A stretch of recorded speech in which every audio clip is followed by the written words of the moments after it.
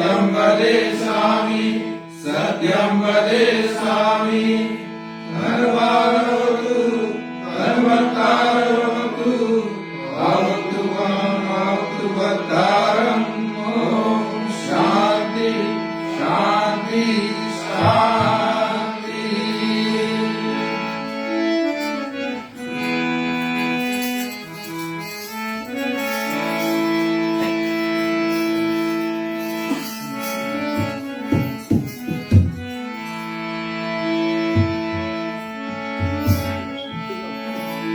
बोलो जय सिया राम, बोलो जय जय सिया राम,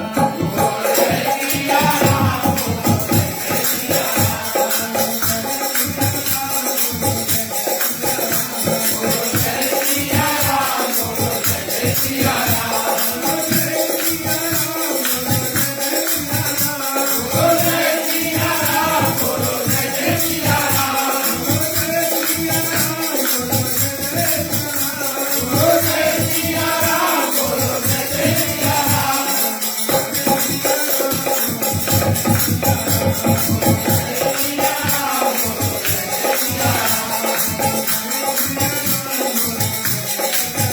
बोलो जय सिया राम, बोलो जय जय सिया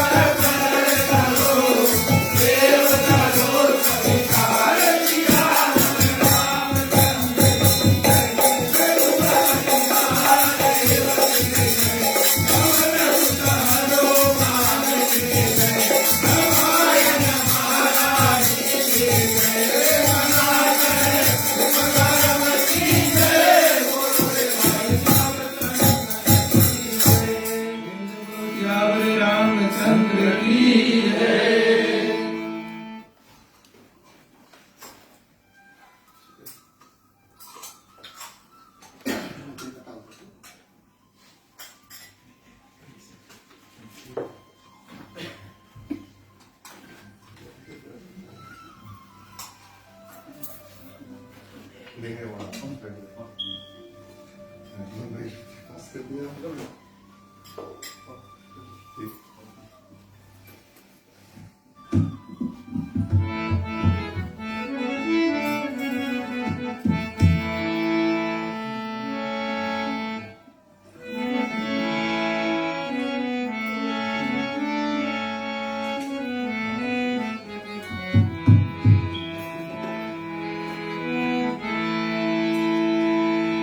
बंद हो चरण कमल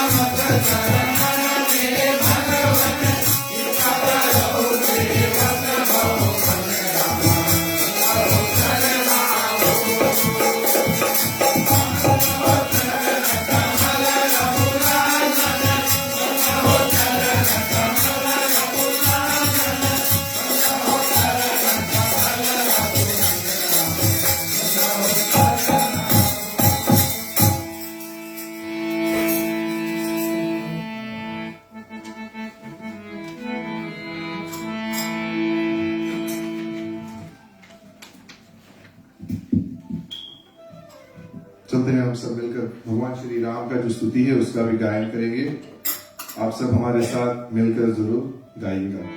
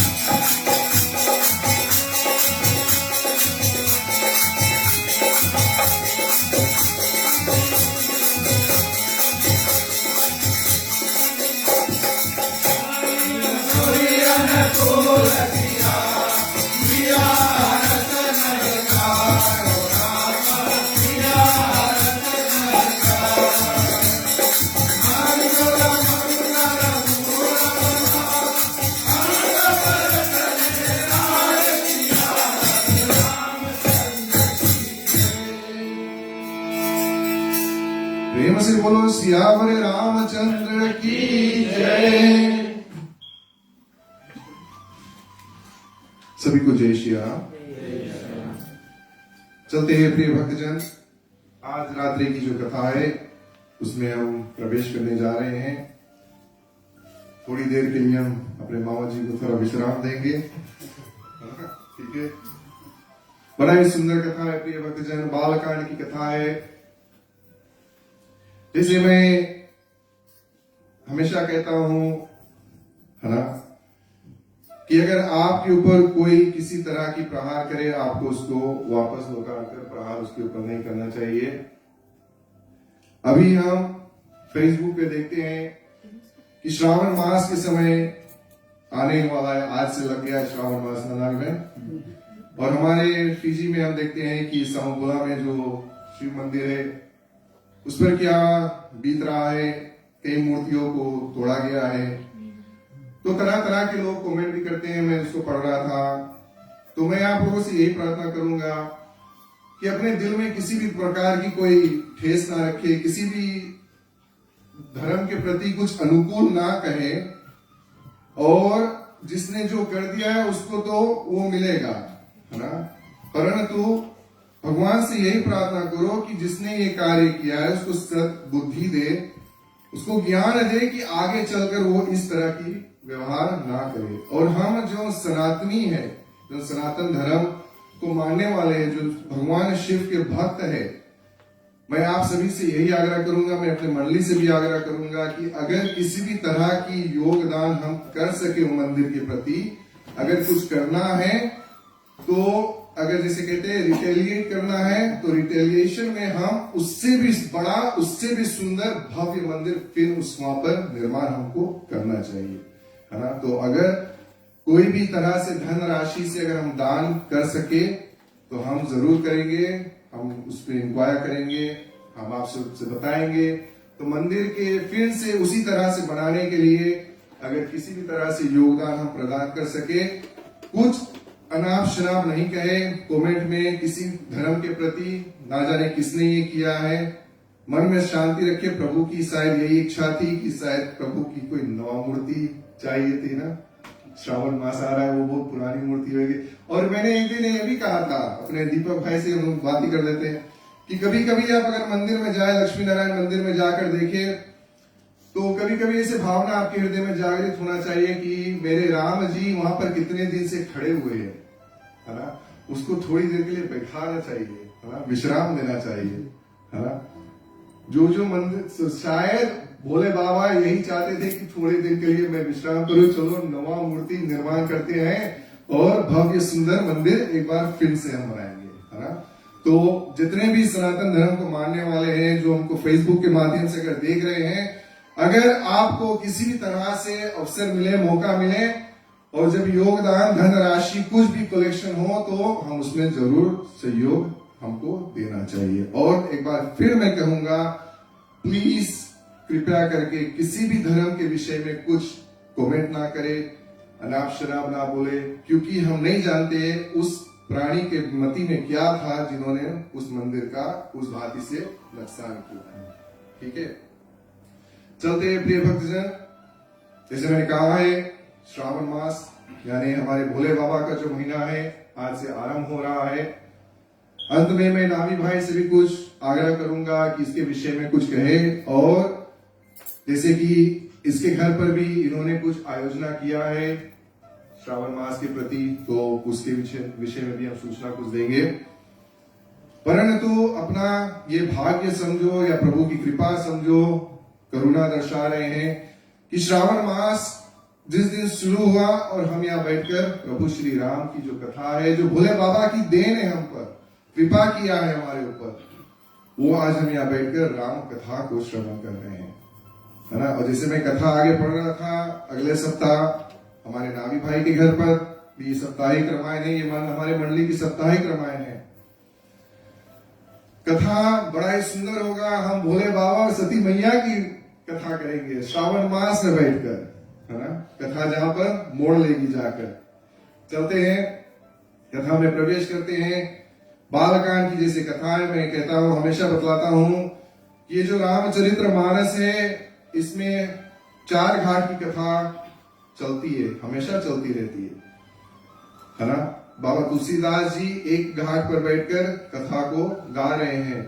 वो गाते गाते कथा को ले जाते हैं दूसरे घाट पर, जहां आज हम कथा की आरंभ करेंगे, जिस समय भरद्वाज मुनि और याज्ञवल्क्य मुनि का संवाद होता है। और इस घाट को क्या कहते हैं दीपक भाई?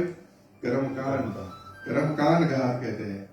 फिर वही बात याज्ञवल्क्य जी वहां से कथा को ले जाते हैं कैलाश पर्वत पर, जहां पर बाबा भोलेनाथ जी माता पार्वती को कथा सुना रहे हैं। वो तीसरा घाट है, उस पर हम कुछ दिन बाद पहुंचेंगे। और फिर वहां से भोले बाबा बताते हैं कि मैं आपको वो कथा सुनाऊंगा जो नीलगिरी पर्वत पर बैठकर काकभुशुंडी जी पक्षियों के राजा गरुड़ महाराज को सुना रहे हैं, है ना। तो वो चौथा घाट है। आज हम जाएंगे, बड़ा ही सुंदर कथा है प्रिय भक्तजन।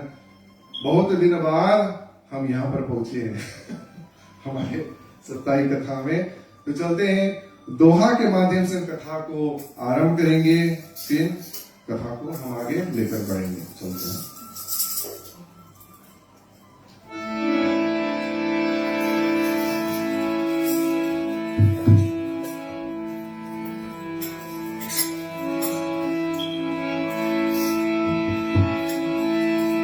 आओ सब मिलके कहे ओम नमः शिवाय नमः। आओ सब मिलके कहे ओम नमः शिवाय नमः।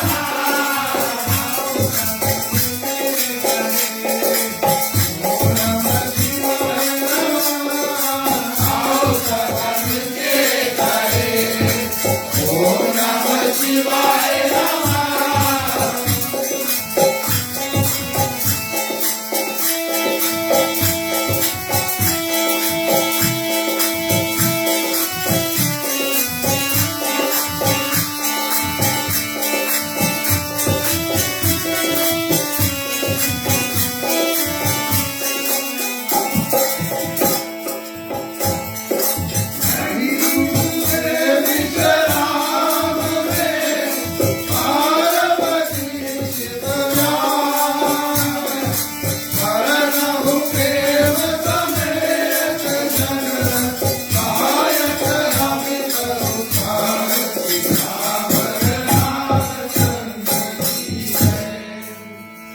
तो यहाँ पर बाबा तुलसीदास जी दूसरे दो विश्राम में बताते हैं कि इस विश्राम में हमको क्या श्रवण करने को मिलेगा। इस विश्राम यानी इस सेक्शन, इस चैप्टर में हमको जो भोले बाबा का जो विवाह है उसके विषय में हमको श्रवण करने को मिलेगा, और जो बहुत ही लाभदायक है और अति मन भावन जो कथा है हमारे भोले बाबा की, जो शुभ विवाह है।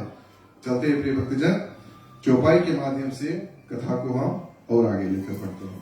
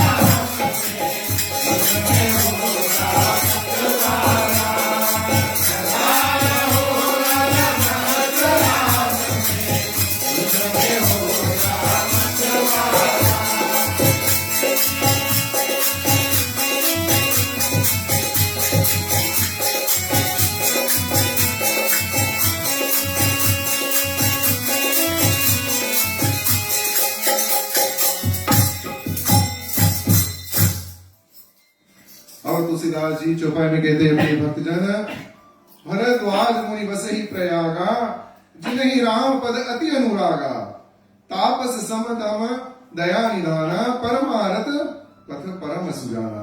बताते हैं बाबा तुलसीदास जी कि भरद्वाज मुनि जो है वो प्रयागराज में रहते हैं, और प्रयागराज उस जगह का नाम क्यों पड़ा कि जिस समय ब्रह्मा ने जो सृष्टि का जो रचने का कार्य जब पूरा कंप्लीट कर दिया था, जब वो सिद्ध हो गया था, तो धरती पर जो पहला यज्ञ हुआ था, प्रथम यज्ञ प्रयाग में हुआ था, इसलिए उस जगह का नाम विदित हुआ प्रयागराज, है ना। और बताते हैं जिन्हें ही राम पद अति अनुरागा, जो राम जी के चरणों में अति प्रेम करते हैं, है ना। हमने एक बार रामनवमी के समय आप सभी को बताया था राग, अनुराग और वैराग्य के विषय में, है ना। ये 3 प्रकार का जो प्रेम है जो आप करते हैं, ये 3 कैटेगरी में डिवाइड होता है ना। राग तो घर में प्रेम करते हैं अपने परिवारजन से, अनुराग जो प्रभु के चरणों में प्रीति करते हैं, और उसके बाद आप उठकर वहां से वैराग में जाएंगे जब पार ब्रह्म के विषय में, जब उससे आप लीन हो जाएंगे, उससे आप उसकी साधना में लग जाएंगे, है ना। परंतु यहाँ पर आप अगर दर्शाए तो यहाँ पर बाबा तुलसीदास जी बताते हैं कि भरद्वाज मुनि प्रभु श्री राम के चरणों में अति अनुराग है उसका, यानी एक्स्ट्रा लव है ना? उससे भी बढ़कर है, अनुराग से भी बढ़कर प्रीति है भरद्वाज जी का। और बताते हैं कि वो तपस्वी है, शांत स्वभाव और इंद्रजीत है, दया के घर और पारलौकिक मार्ग में परम चतुर है। बताते हैं कि वो शांत स्वभाव के है, तपस्वी है, अपने जो 10 इंद्रिया कर्म और ज्ञान इंद्रियों के को जीत कर बैठे हुए हैं, और दया के घर है ना। और बताते हैं कि पारलौकिक मार्ग के परम चतुर है। मार्ग मकर गत रवि जब होई, तीरथ पत ही आवै सब कोई, देव दनुज की नर नर श्रेणी, साधर मज्ज ही सकल त्रिवेणी। और बताते हैं कि माघ के महीने में मकर की जो संकृति होती है, तो उस समय सब कोई तीर्थराज में स्नान करने को आते हैं। यहाँ पर क्या बताते हैं प्रिय भक्तजन, जो माघ है एक महीना है ना, एक मंथ है हमारे जो हिंदू इंडियन कैलेंडर को कहते हैं, ये 11वां महीना है। माघ महीना के बाद में आता है फागुन मास ना, जो 12वां महीना है। उसके बाद में आता है चैत्र मास। चैत्र मास जिस समय रामनवमी का समय आता है, चैत्र मास में वो हमारे लिए जनवरी है, हिंदू कैलेंडर के मुताबिक से उसको हम जनवरी कहते हैं, चैत्र मास, है ना। तो यहाँ पर क्या होता है, जब बताते हैं कि माघ महीना में जब मकर गत रवि जब हुई, है ना, तो ये एक राशि है, मकर राशि, है ना, एक राशि है। जैसे जब हमारा जन्म होता है ना, एक मैं सिंप्लीफाई वैसे करूं तो ये जो हमारा जो प्लेनेट अर्थ है, सन सेंटा में है ना। हमारे जो ऋषि मुनि हैं वो पहले से इनको बहुत तरह से निचोड़ कर, इनको सिंप्लीफाई कर हमारे लिए लिख दिया है ना। तो जब ये जो प्लेनेट अर्थ है, ये सोलर सिस्टम में उसको उन्होंने 12 भाग में डिवाइड किया है। 12 भाग क्या है, ये राशि है, मकर राशि, मिथुन राशि, है ना, सिंह राशि, सबकी एक एक राशि है। तो जैसे आपकी जब कुंडली बनता है ना, पहले के जमाने में जब बच्चे होते थे तो माता पिता पहले ले जाते थे किसी गुरु के पास कुंडली बनाने के लिए, वो स्क्वायर बॉक्स है, उस बॉक्स में 12 घर कहते हैं, 12 हाउसेस। तो क्या होता है, उसको सिंप्लीफाई करने के लिए, तो जिस समय बच्चा पैदा होता है तो वो बताते हैं कि ये जो 9 ग्रह है वो किस राशि में है, यानी कि अगर प्लेनेट जुपिटर, अगर राहु उस मकर राशि में है तो वहां पर लिख देते थे कि राहु मकर राशि में है, अलग अलग बॉक्स में ऐसे डिवाइड करते हैं। तो यहां पर क्या होता है कि जब मकर गति यानी राशि चेंज होता है, जैसे हमारे अगर इंग्लिश में मैं समझाऊं तो जैसे टोरस होता है लियो होता है, कैंसर, कैप्रिकॉर्न, है ना, ये सब जो अलग अलग हॉरोस्कोप्स, ये तो अभी जाकर बना है हमारे लिए। जैसे भी यहाँ पर 12 महीना में 12 हॉरोस्कोप्स होता है, उसी तरह हमारे लिए बहुत दिन से ये राशि का जो विधान है ऋषि मुनियों ने लिख दिया है ना। तो वही होता है प्रिय भक्तजन, जब एक राशि से दूसरा राशि में चेंज होता है, जब बात के मतलब अगर लियो से जब वर्गो में चेंज होता है ना, मिडिल ऑफ द मंथ में चेंज होता है, तो जब यहां पर वही बताते हैं कि सूर्य जब धनु राशि से मकर राशि में जाते हैं तो उस समय माघ का महीना लगता है, महीना आरंभ होता है। और उसको एक बात कहते हैं कि अब सूर्य उत्तरायण में जा रहा है, यानी कि अब जो नॉर्दर्न हेमिस्फीयर है, जो हमारा नॉर्दर्न हेमिस्फीयर है, उसका वहां से अब स्प्रिंग स्टार्ट होगा। तो वही होता है हमारे अमेरिका के लिए ना, यहाँ पर हम नॉर्दर्न हेमिस्फीयर में है।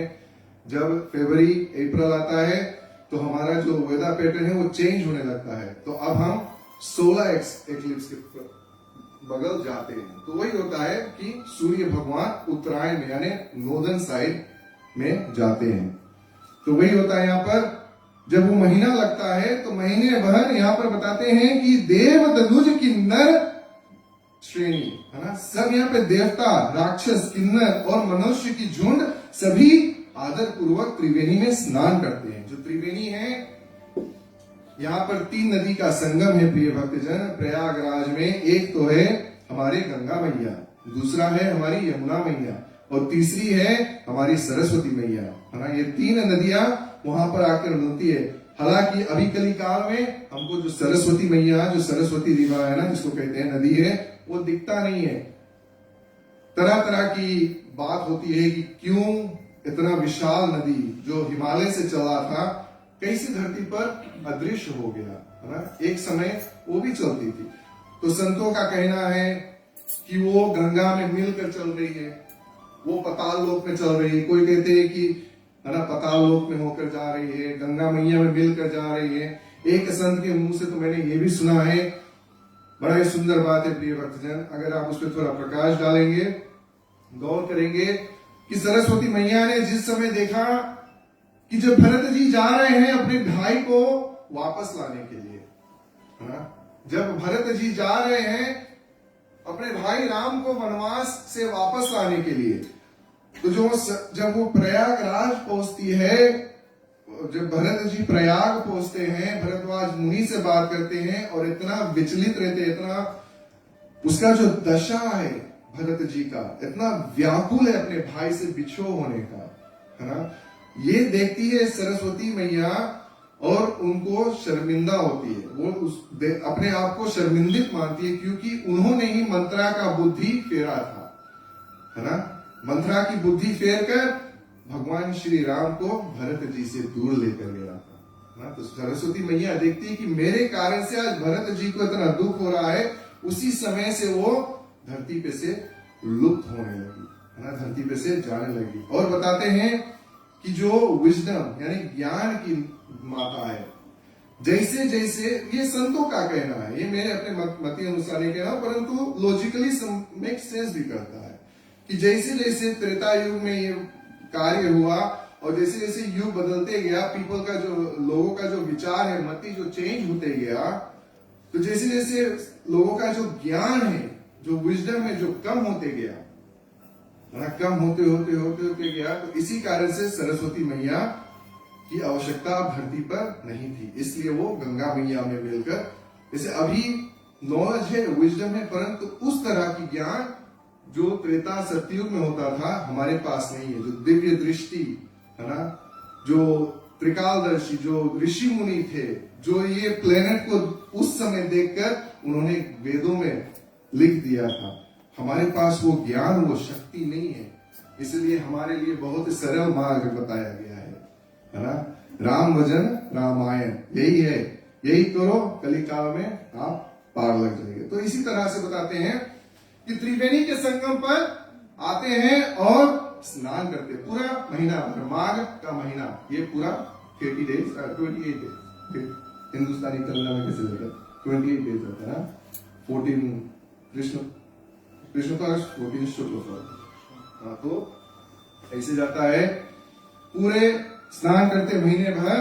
और जब और वहां पर कहते हैं आगे बाबा तुलसीदास जी, पूजे ही माधव पद जल जाता, परसी अक्षय वट हर्षित गाता, भरद्वाज आश्रम अति पावन, परम समय मुनिवर मन भावन। और बताते हैं कि वेणी माधव के चरण कमल का पूजन करते हैं। वहां पर एक जैसे कहते हैं कि भगवान विष्णु का ही एक अवतार वहां पर स्थित है, वहां पर रहता है, वो त्रिवेणी के संगम पर हमेशा रहता है। उसको कहते हैं वेणी माधव, है ना। वहां पर जाते हैं लोग, उस मूर्ति उस मंदिर की पूजा करते हैं। और यहाँ पर बताते हैं कि अक्षय वट वृक्ष जो है उसको छूकर बड़ा ही सुकून पाते हैं। ये जो अक्षय वट वृक्ष है इसके बारे में भी बड़ा ही सुंदर बात है प्रिय भक्तजन। ये बताते हैं कि ये कल्प वृक्ष की तरह है। जब से सृष्टि स्टार्ट होता है, जब जिसके इंग्लिश में कहते हैं जब ग्रेट फ्लड आता है ना, जब प्रलय होता है, ये जो अक्षय वृक्ष है ये नहीं नाश होता, ये कंटिन्यू होते जाता है ना। तो यही बताते हैं कि ये प्रलय काल तलक पूरा रहता है, प्रलय काल में भी नष्ट नहीं होता है। ग्रेट फ्लड आता है जाता है, परंतु अक्षय वट वृक्ष यहीं पर रहता है ना। और बताते हैं तहां भरद्वाज का पवित्र आश्रम है, जो कि परम मनोहर और मुनिजनों के मन को रमाने वाले हैं, है ना। तो यहाँ पर बताते हैं कि वहीं पर भरद्वाज जी का बड़ा ही सुंदर आश्रम है। ता होए मुनि ऋषि समाजा, जाहि जे मज्जन तीर्थ राजा, मज्ज ही प्रात समेत उषा, कहिए परस पर हरि गुण गाहा। और यहाँ पर क्या होता है कि सब ऋषि मुनि के जो समाज है, जो कि तीर्थराज प्रयाग में स्नान करने को जाते हैं, प्रातः काल प्रसन्नता से स्नान करते हैं और परस्पर भगवान के गुण गाते हैं। यानी कि क्या होता है प्रिय भक्तजन, दिन में स्नान करते हैं और रात को भगवान की जो हरि गुण है उसको गाते हैं। और यहाँ पर जो भरद्वाज ऋषि के विषय में कहते हैं कि उसका जो आश्रम है, तो भरद्वाज मुनि उस समय क्या करता था प्रिय भक्तजन, जैसे यहाँ पर अभी व्यवस्था भारत में जैसे सरकार करते हैं, इंडिया की गवर्नमेंट करते हैं, सबके आने जाने के लिए, रहने के लिए व्यवस्था प्रदान करते हैं। उस समय भरद्वाज मुनि का वो काम था कि जितने ऋषि मुनि आए उनके रहने के लिए, उनके कथा श्रवण करने के लिए, भक्ति भाव करने के लिए, पूजा करने के लिए, वो उसका व्यवस्था भरद्वाज मुनि ही करते थे। चलते हैं प्रिय भक्तजन, दोहा के माध्यम से कथा को हम आगे लेकर चलते हैं।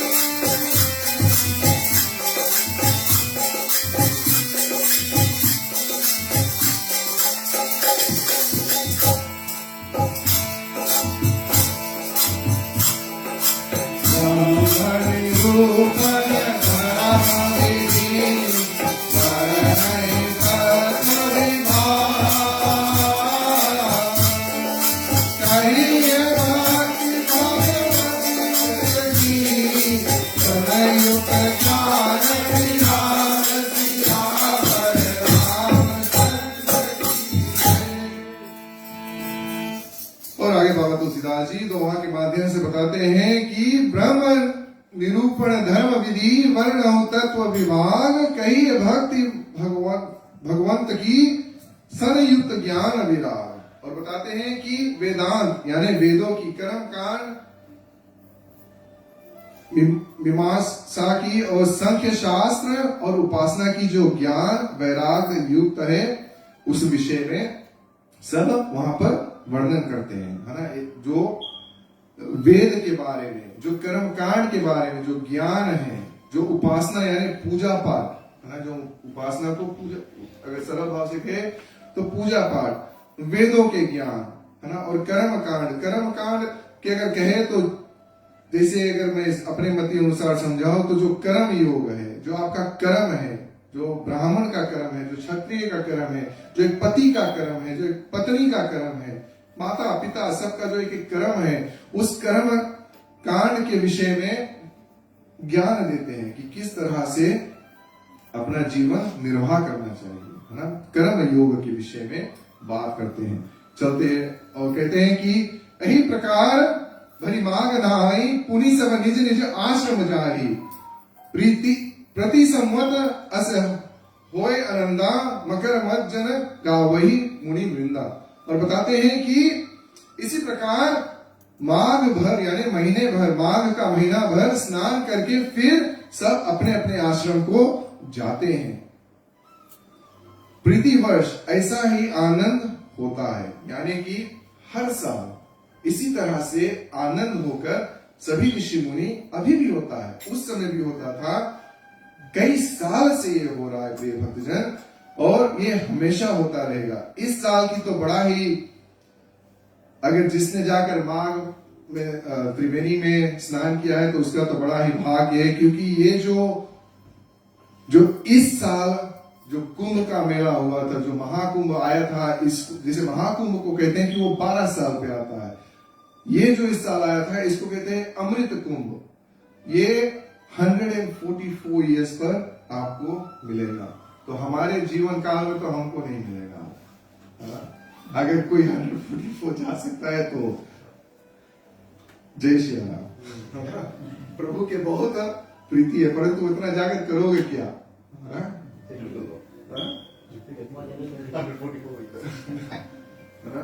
तो जाते हैं, और जैसे मैंने कहा है कि इस साल अमृत कुंभ था, जो हमको हमेशा 144 इयर्स मिलता है, 12 साल पर महाकुंभ होता है, परंतु हर साल कुंभ का मेला वहां पर लगते हैं। हम जब छोटे थे तो कुंभ के मेले के बारे में सब कभी भी हमको सुनने को मिलता था, तो मूवी के माध्यम से जानते थे कि वहां हमेशा बच्चे हराते हैं, झलवा झूमने जाते हैं और बच्चे मूवी के माध्यम में दिखाते हैं कि हरा जाते हैं, परंतु अब जाकर पता चला है कि उसका महत्व क्या है ना। कुंभ मेला का जो इम्पोर्टेंस है, जो सिग्निफिकेंस है, अब हमको जाकर पता चला है ना, कितना इम्पोर्टेंट है। तो चलते हैं प्रिय भक्तजन, चौपाई के माध्यम से हम कथा को आगे लेकर चलते हैं। एक बार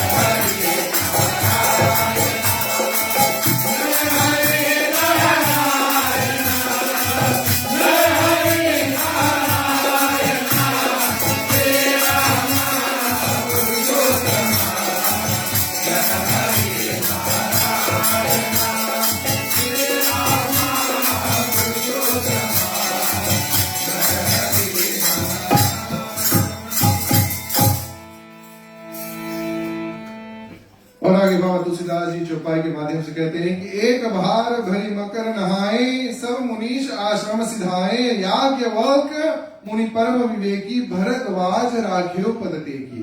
और बताते हैं कि एक समय पूरे महीने भर स्नान कर मुनीश्वर अपने अपने आश्रम को गए। उनमें एक याज्ञवल्क मुनि बड़े ही ज्ञानी थे, है ना। एक मुनि का नाम बताते हैं याज्ञवल्क जी, जो बड़े ही ज्ञानी थे। उनको भरद्वाज जी ने उनके चरणों में गिरकर और टिकाया।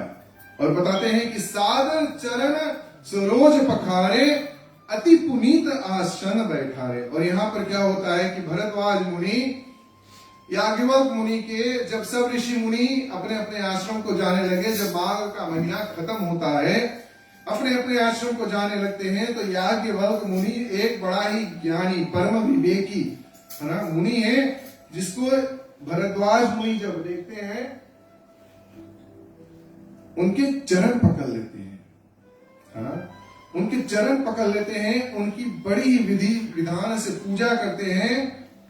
और करी पूजा मुनि सुयश बखानी, और उनके पूजा कर कर मुनि का जो सुयश है, जो उनका यश है, मुनि से बताते हैं।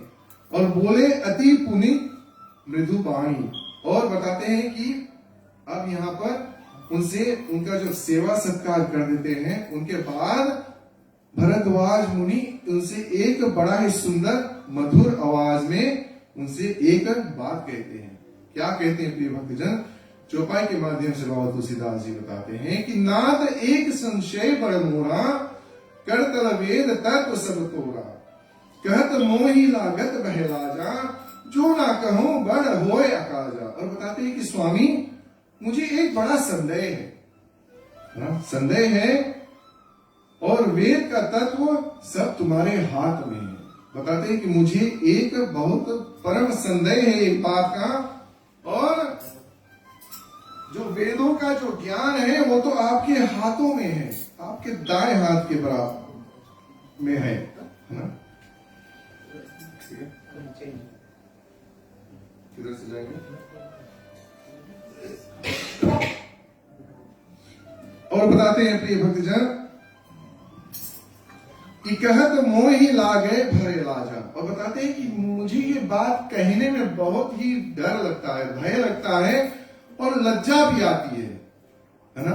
और कहते हैं कि जो ना कहो बड़ा होए अकाजा, और अगर नहीं कहूंगा तो बड़ा ही अकाज होगा, यानी कि बड़ा ही गलती होगा अगर मैं आपसे ये बात नहीं कहूंगा।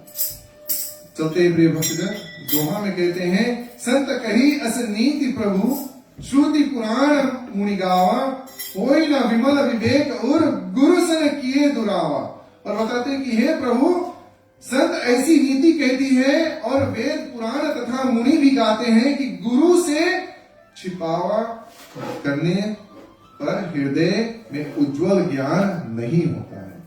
तो किसी भी तरह का जो बात है यहाँ पर बताते हैं कि संत महात्मा बताते हैं और वेद पुराण भी बताते हैं कि किसी बात को अपने गुरु जी से नहीं छुपाना चाहिए। और ये जो अगर आप किसी बात को छुपाएंगे, जो ज्ञान युक्त बात है, कोई प्रश्न है, किसी तरह की संशय है, आपको अपने गुरु से पूछना चाहिए, तब जाकर आपके हृदय में वो उज्जवल ज्ञान प्रकाशित होगा, नहीं तो नहीं होगा अगर आप पूछेंगे नहीं। यहाँ पर मेरे एक दोस्त ने मुझसे एक बार कहा था कि मैं कभी कभी कोई प्रश्न ऐसा करता हूं जिसमें मैं पागल बन सकता हूं। कोई बोलेगा कि ये पागल है, ये जानता नहीं है ना, परंतु उसका एक तो इंग्लिश में बड़ा डिफरेंट वे से मुझसे कहा था, मैं उसको ट्रांसलेट करना चाह रहा हूं कि अगर मैं उससे प्रश्न नहीं करूंगा तो मैं पागल रहूंगा। अगर एक बार पागल रहूं तो ठीक है, अगर मैं नहीं करूंगा तो मैं पूरे जिंदगी भर पागल रहूंगा। इसी कारण से जो प्रश्न है, जैसे मैंने कहा है कि उसने किसी और वर्ड यूज किया था, तो अगर आपके मन में अगर आप कुछ जानते नहीं है तो प्रश्न कर लो। जिंदगी भर अनजान बैठने से क्या फायदा, प्रश्न कर लो। एक बार अगर आपको कहेंगे अरे तुम ये बात नहीं जानता रहा, बस इतनी बार सुनेंगे के लिए, उसके बाद आंसर मिल जाए फिर आप जान जाएंगे। हाँ, तो गुरु जी से वही करो। यहाँ पर याज्ञवल्क्य मुनि से भरद्वाज मुनि वही बोले हैं, वही प्रकाश करते, वही दर्शाते हैं कि मुझे एक संशय है, परंतु हमें डर भी लगे है कि कैसे हम आपसे पूछे, परंतु अगर हम नहीं पूछेगा तो बड़ा ही अनुचित होगा, है ना। और कहते हैं अस विचार प्रगटे निज मुंह, हरे हु नाद करी जन परछो हूं, राम नाम कर अमित प्रभाव, संत पुराण उपनिषद गाओ। और कहते हैं कि ऐसा विचार कर मेरे अपने अज्ञान को आपसे प्रकट करता हूं, मैं अपना जो अज्ञान है ऐसा जानकर आपसे प्रकट करता हूं, आप दास के ऊपर कृपा कर उससे दूर कीजिए। राम के नाम बड़ा ही प्रभाव, संत पुराण और उपनिषद गाया है। और बताते हैं कि राम जी का जो नाम है, उसका जो प्रभाव है, इनको संत पुराण और उपनिषदों ने बड़े ही भांति से नेति नेति कहकर गाया है ना। बताते हैं कि संत जपत शंभु अविनाशी, शिव भगवान ज्ञान गुण राशि, आकर चार जीव जग आही, काशी मरत परम पद लहाई।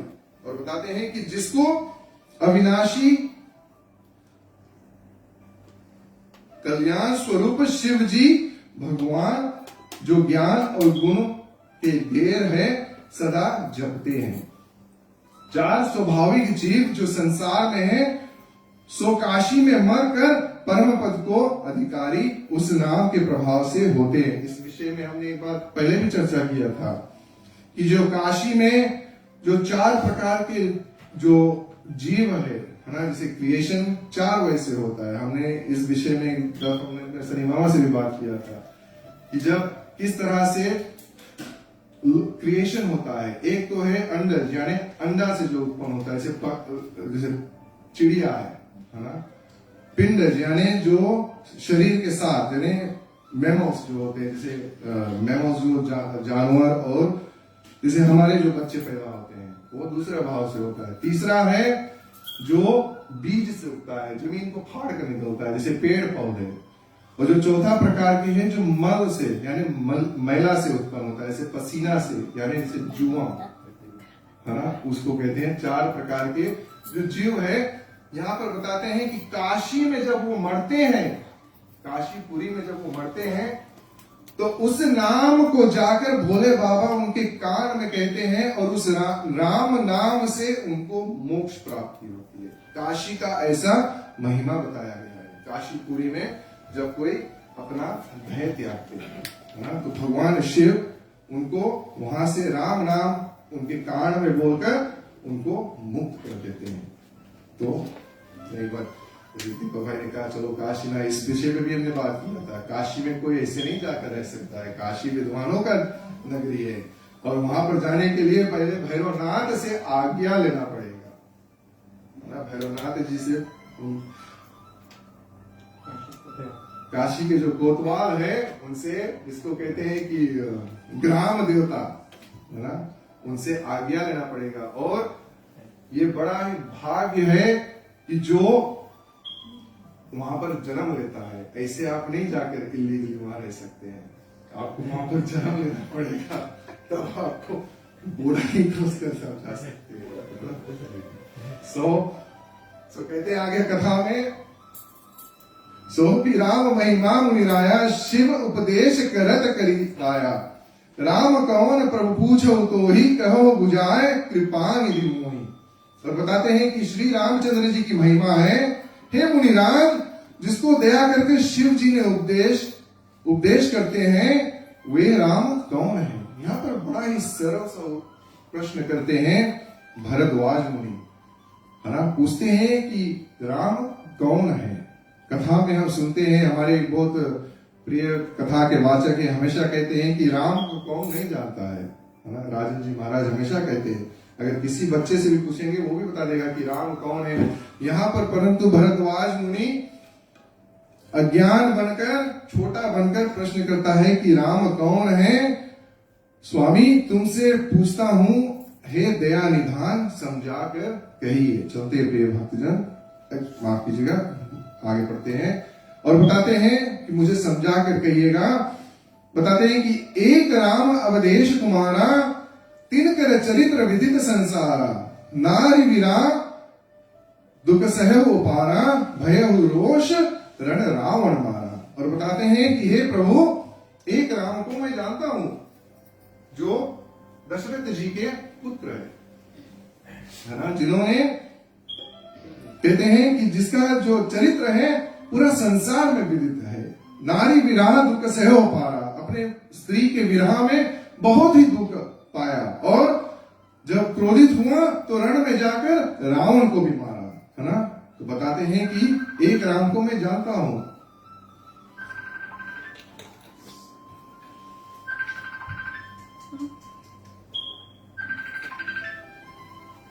चलते हैं भक्तजन, दोहा के माध्यम से हम कथा को आगे लेकर चलेंगे। मैं थोड़ी आगे लेकर कथा चलूंगा, बड़ा ही सुंदर कथा चल रहा है, तो यहाँ पर बीच में विराम देना उचित नहीं लगता है। थोड़ी आगे में एक दोहा और लेकर कथा को आगे चलता हूं। तो चलते हैं, दोहा के माध्यम से कथा को हम श्रवण करते हैं।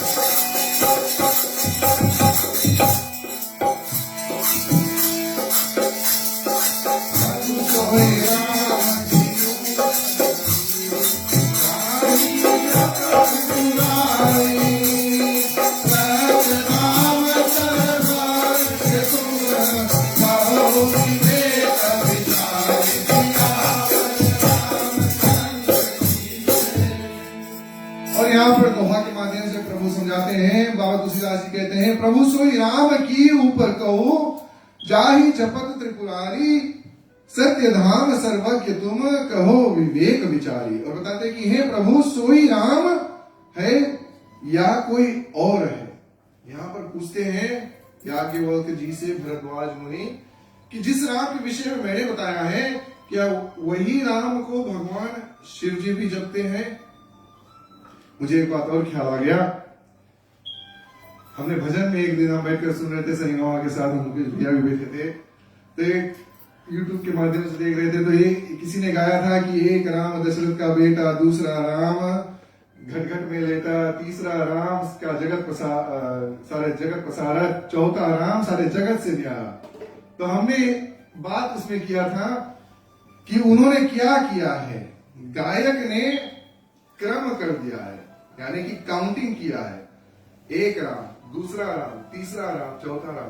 परंतु ये जो बात है, ये जो चौपाई है, ये कबीर दास की वाणी है। कबीर दास जी ने कहा है, एक राम दशरथ का बेटा, एक राम घट घट में लेटा, एक राम का जगत पसारा, एक राम सारे जगत से न्यारा। उन्होंने कहा है कि एक राम है, दो राम नहीं है। हमने इसके विषय में वार्तालाप भी किया था, ख्याल है आपको कि उन्होंने रोम में सिखाया, कबीरदास की बड़ा ही सुंदर वाणी है कि एक ही राम है, वही राम दशरथ का बेटा है।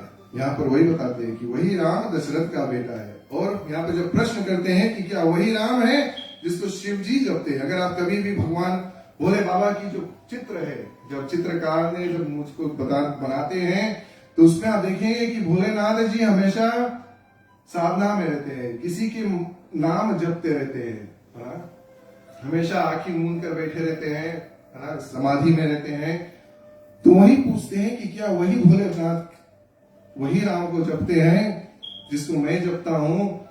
तो कबीरदास जी ने बड़ा ही सुंदर वाणी बताया है कि हाँ, वही एक ही राम है, सब जगह पर एक ही राम है ना, जो जगत पसारा है, जिन्होंने जगत बनाया और जगत से न्यारा भी है, वही राम दशरथ का बेटा है और वही राम आपके घर में है ना, आपके भीतर लेटा हुआ है। और इस बात को, इस विषय पे एक दिन हमने सिंह भाई ने भी बात किया है। ऐसे कथा कहता हूँ, बात याद आती रहते है ना। इसी को कहते हैं सत्संग करना चाहिए। सत्संग करोगे तो ज्ञान कब बातचीत होगा। तो हम सिमोन भाई से बात करते थे, हम हमेशा कहते हैं कि भगवान हमारे भीतर है ना, परंतु हमको एक प्रूफ भी है, हमारे पास एक प्रूफ भी है। प्रूफ क्या है? हमने इसके बाद तलब किया था, हमारे बजरंग बली बाबा ने, उन्होंने दिखाया है, दर्शाया है कि भगवान यहीं पर है ना, यहीं पर है, हृदय में सबके वास करते हैं। तुमको छाती फाड़ के नहीं दिखा पाएगा, हमें दिखाई दे कि रोम रोम में राम जी बसा है ना। आपके भीतर भी है, हमारे भीतर भी है। हम देख नहीं पाता है, बिकॉज हम अभी संसारिक विश्व, उसमें जो कली के जो मैल है उसमें फंसे हुए हैं, माया मुंह में फंसे हुए हैं। जब ये सब निकलेगा तब राम प्रकट होगा, है ना, आस्ते आस्ते। और इस बात को प्रूफ हमको बजरंगबली बाबा ने दिया है कि हमारे भीतर भगवान है ना, सबके भीतर भगवान है। हमको सिर्फ देखता नहीं है, बाहर नहीं खोजो, यहीं पर है ना। तो वही बताते हैं। चलते प्रिय भक्तजन, चौपाई के माध्यम से कथा को हम आगे लेकर चलेंगे, आखिरी दुआ पर ले जाकर हम उसको विराम देंगे। चलते हैं चौपाई के माध्यम से।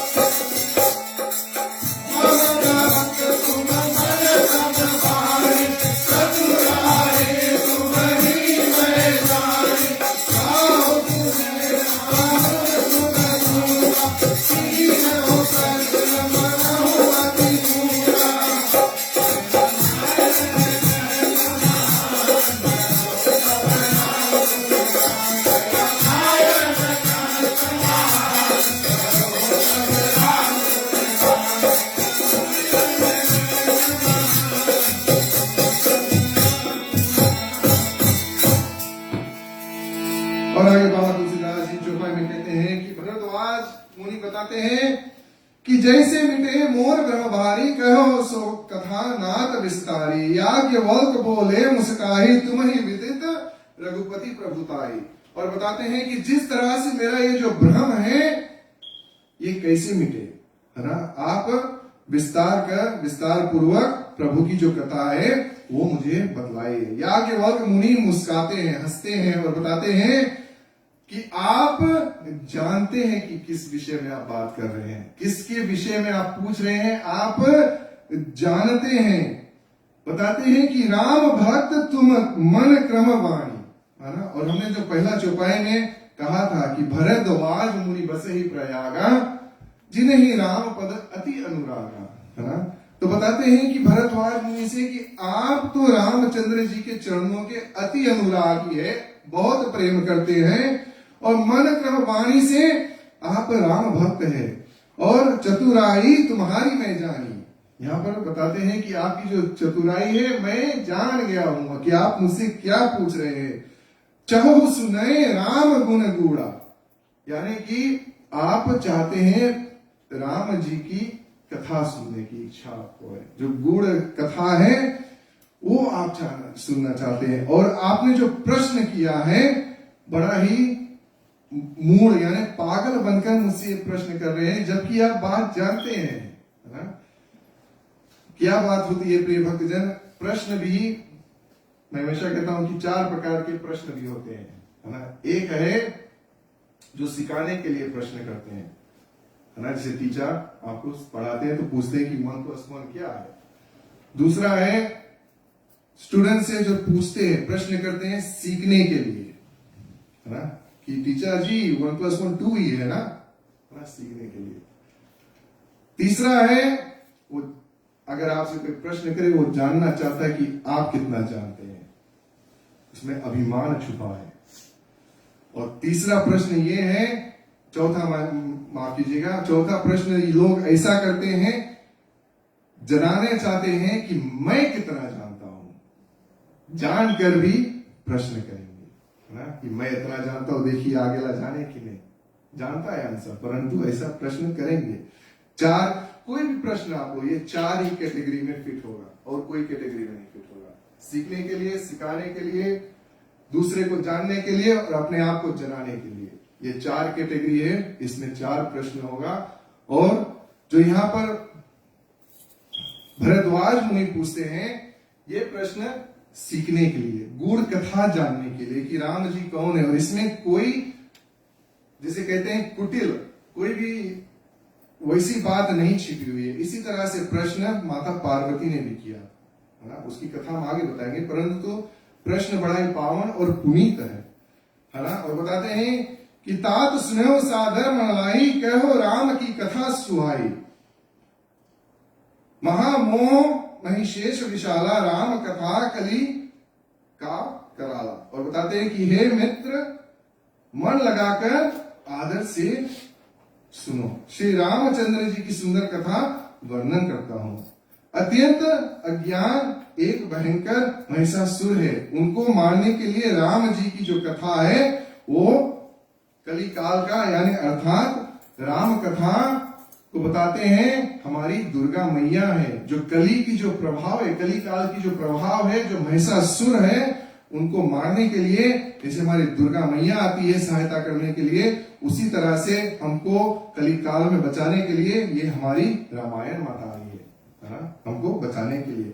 और बताते हैं कि राम कथा शशिकिरण समाना, संत चकोर करई जही पाना, ऐसा संशय कीन भवानी, महादेव तब कहा बखानी। और बताते हैं कि यह राम कथा रामचंद्र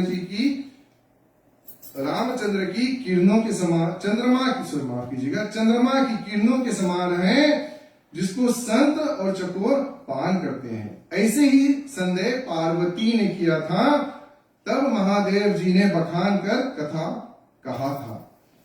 जैसे मैंने कहा है कि इसी तरह से जैसे आज भरद्वाज मुनि प्रश्न कर रहे हैं, उसी तरह से माता पार्वती ने भी प्रश्न किया था। प्रिय भक्तजन, आज रात्रि की कथा को हम यहीं पर विराम देंगे, समय के अभाव के कारण। ये आज रात्रि की आखिरी दुआ है, इसको हम गाते हैं। उसके बाद में जैसे मैंने कहा है कि श्रावण मास चल रहा है, श्रावण मास के विषय में हम सब बहुत नहीं जानते हैं, तो मैं आग्रह करूंगा हमारे नावी भाई के द्वारा कुछ उसके विषय में बताए, और क्या किस तरह से हम पूजन करें तो हमको और भी भोलेनाथ की कृपा हमारे ऊपर बरसेगा।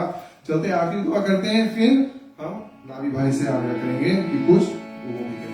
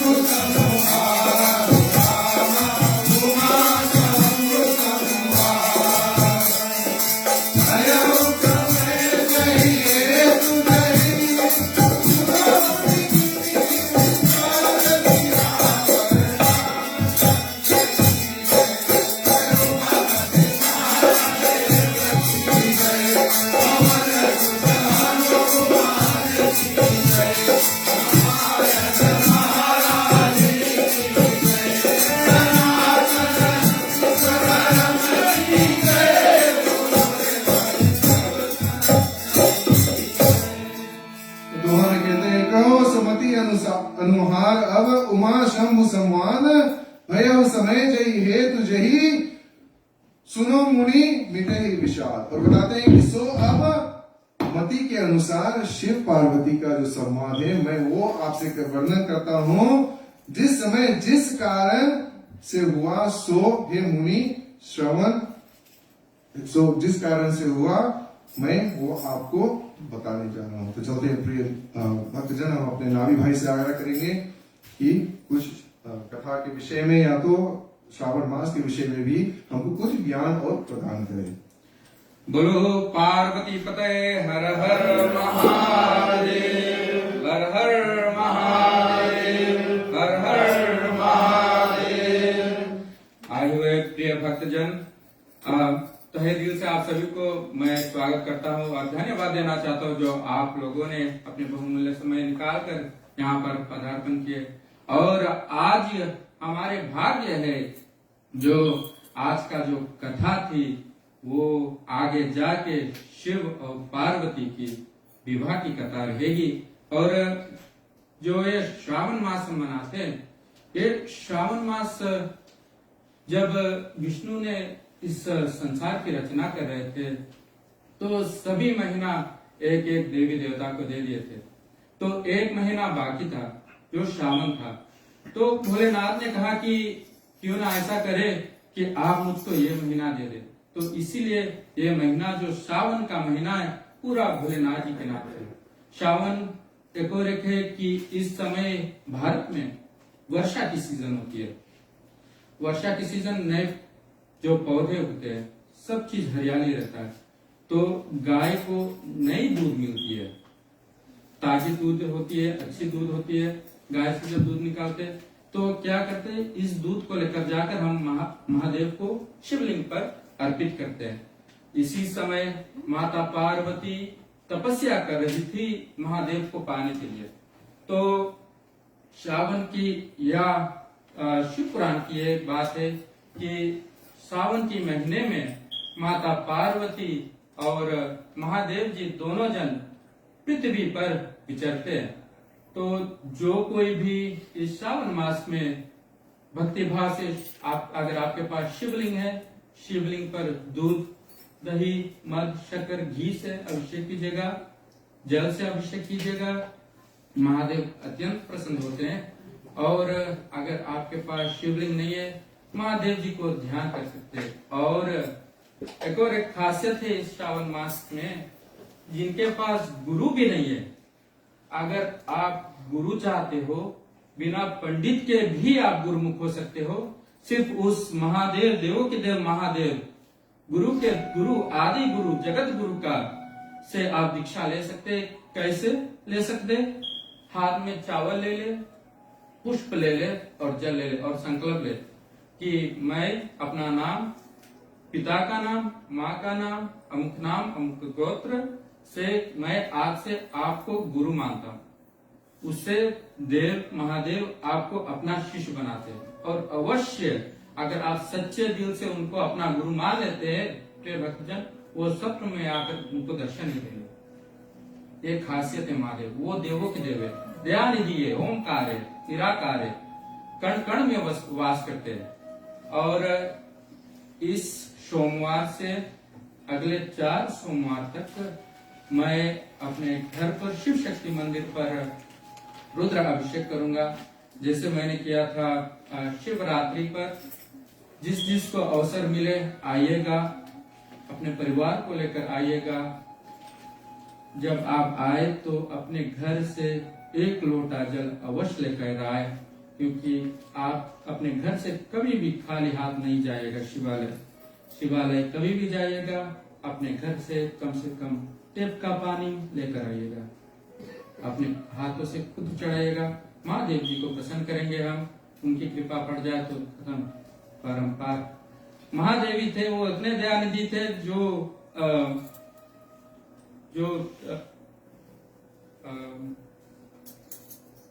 कुबेर को धन को दान में दिया था। वो था माता पार्वती के लिए, परंतु उसने दान में दे दिया था कुबेर जी को। तो वो बहुत दयालु है। बहुत दयालु, उसको तुमने जीत लिया, वो सब कुछ दे देंगे। तो जिसको भी मौका मिलेगा सोमवार से मेरे घर पर जो श्रावण मास की अभिषेक करेंगे आइएगा। स्तोत्र का भी पाठ करेंगे हम, रुद्र अभिषेक करेंगे, नाना प्रकार से अभिषेक करेंगे, उनकी सेवा करेंगे। आप सब हमारे साथ में भाग ले सकते हैं। धन्यवाद।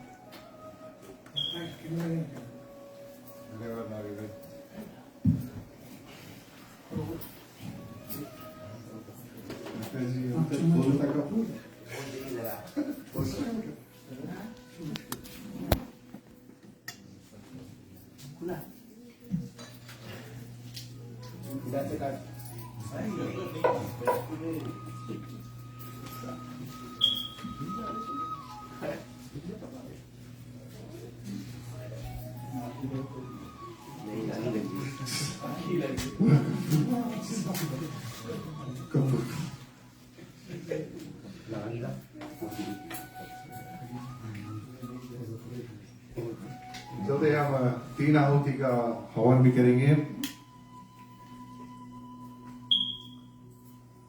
ओम भूर्भुवः स्वाहा।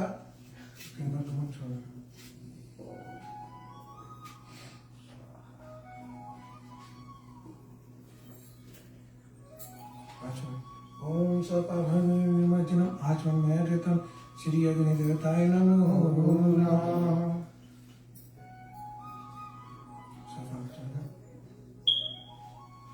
ओम चंदनं समर्पयामि श्री अग्निदेवताय नमः।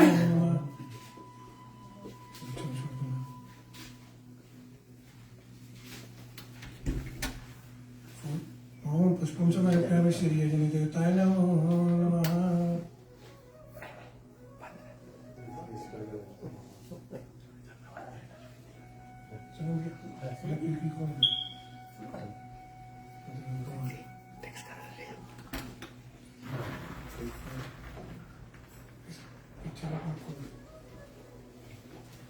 ओम नमो नारायणाय स्वाहा।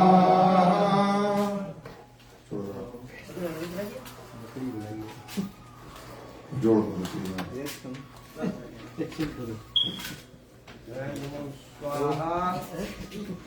ओम नमो नारायणाय स्वाहा। ओम नमो नारायणाय स्वाहा।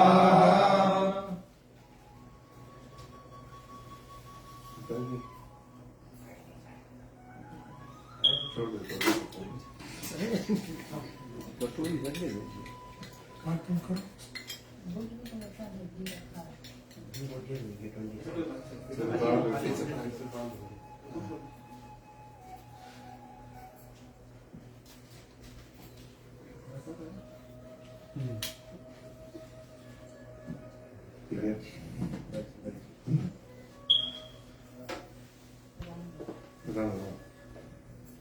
उसके किनारे को तो चले, सभी मिलकर रामायण महारानी की हम आरती करेंगे। आप सभी खड़े हो जाए, जिसको खड़े होने में कठिनाइयां बैठे हम भगवान माता रामायण महारानी की आरती करेंगे, राम जी की आरती करेंगे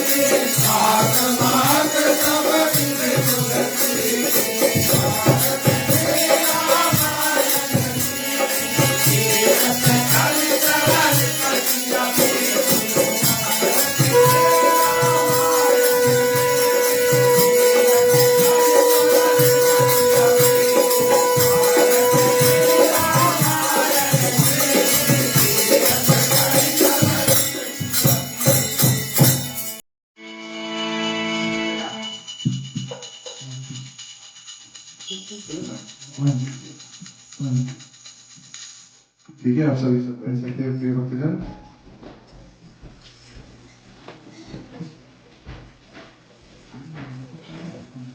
मंडली के सदस्य आरती लेने के बाद आपके पास आरती आती रहेगी बारी बारी से प्रिय भक्तजन। माफ कीजिएगा, हमने थोड़ी ज्यादा समय ले लिया है आज। वैसे तो हम 8:30 बजे के लगभग हमेशा कथा की आखिरी दौर करते हैं, आज हमने थोड़ी ज्यादा वक्त ले लिया। कथा बड़ा ही सुंदर चल रहा था, इसलिए समय का मुझे ध्यान नहीं आया, मुझे माफ कीजिएगा। बड़ा ही सुंदर कथा आगे भी हमको सुनने को मिलेगा। जब तक काका जी आ रहे हैं तो बता दो, अगले सप्ताह शुक्रवार को इसी तरह फ्राइडे के हमारे नावी भाई के घर पर नटोमस में है और नजदीक होगा काफी जन के लिए। आप समय निकालकर 7 बजे के अराउंड 7 बजे हम कथा पूजा रामायण की पूजा आरंभ करेंगे और अपना जो मंडली का साप्ताहिक रामायण है हम नावी भाई के घर अगले सप्ताह गाएंगे। तो आप सभी को स्वागत है।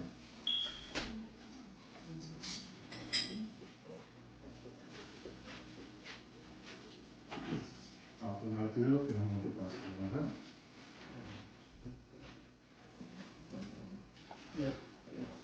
किसी को भी अगर एड्रेस चाहिए तो दीपक भाई से ले ले, दीपक भाई सबको ट्रांसफर कर देंगे। बहुत बहुत ही सुंदर कथा अगले सप्ताह हमको श्रवण करने को मिलेगा। महादेव जी और माता सती के विषय में हमको बड़ा ही सुंदर कथा।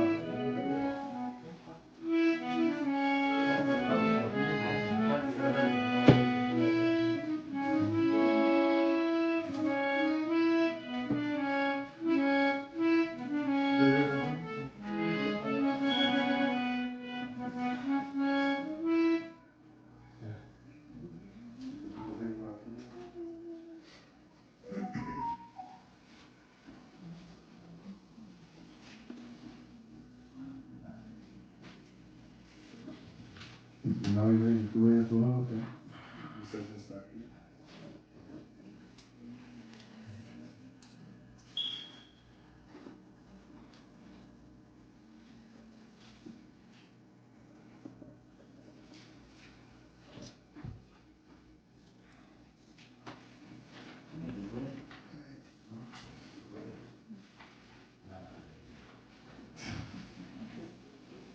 सबके उससे मिली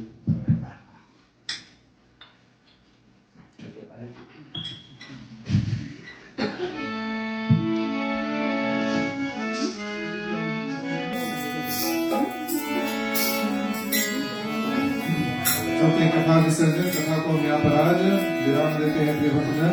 आप सब हमारे साथ कथा विसर्जन जरूर करेंगे।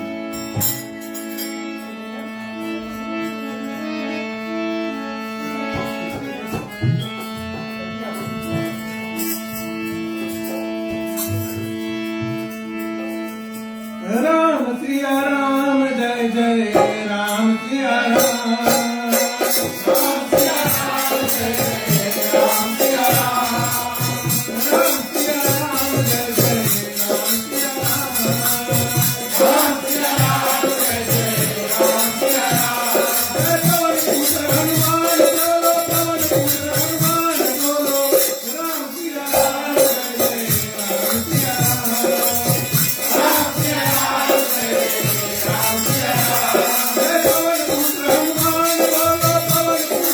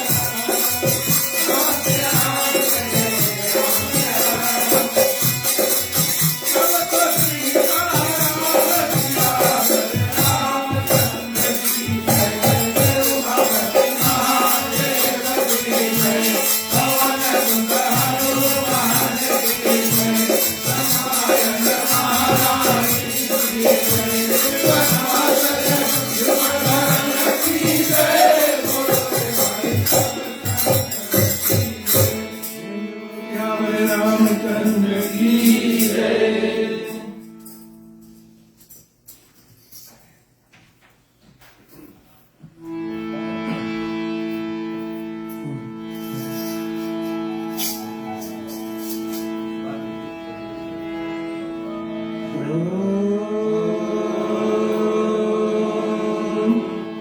मंत्रहीनं क्रियाहीनं भक्तहीनं धनाढ्यं यद् पूजितं मया देवं परिपूर्णं तदस्तु मे। हे नाथ सब सुखी हो, कोई न हो दुखारी, सब हो निरोग भगवन, धन धाम के भंडारी। सब भक्ति भाव लेके सतमार्ग के प्रतीक हो, दुखिया न कोई होए, सृष्टि में प्राणधारी। दुखिया न कोई होए, सृष्टि में प्राणधारी।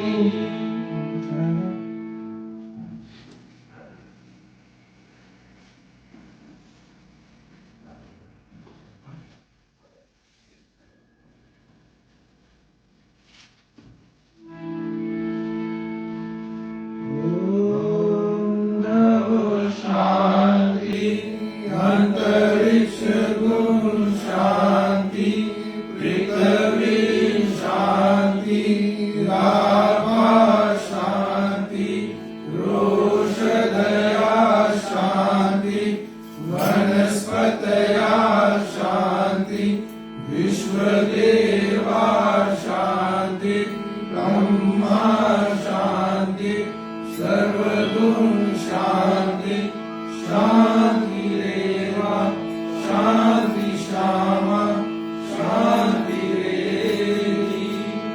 ओम शांति शांति शांति। गणपति महाराज की जय, उमापति महादेव की जय, पवन पुत्र हनुमान की जय, राम रामचंद्र की जय, राधे प्रिय कृष्णचंद्र की जय, आदि शक्ति नवदुर्गे माते की जय, रामायण महारानी की जय, सब संतन की जय। ओम नमः पार्वती पते हर हर महादेव।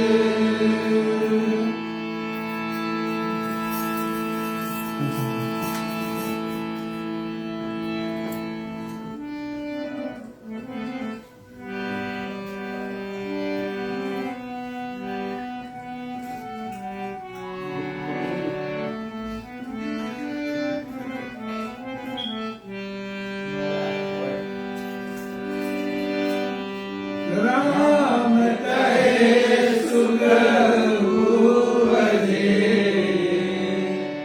कृष्ण कहे दुख जाय हो,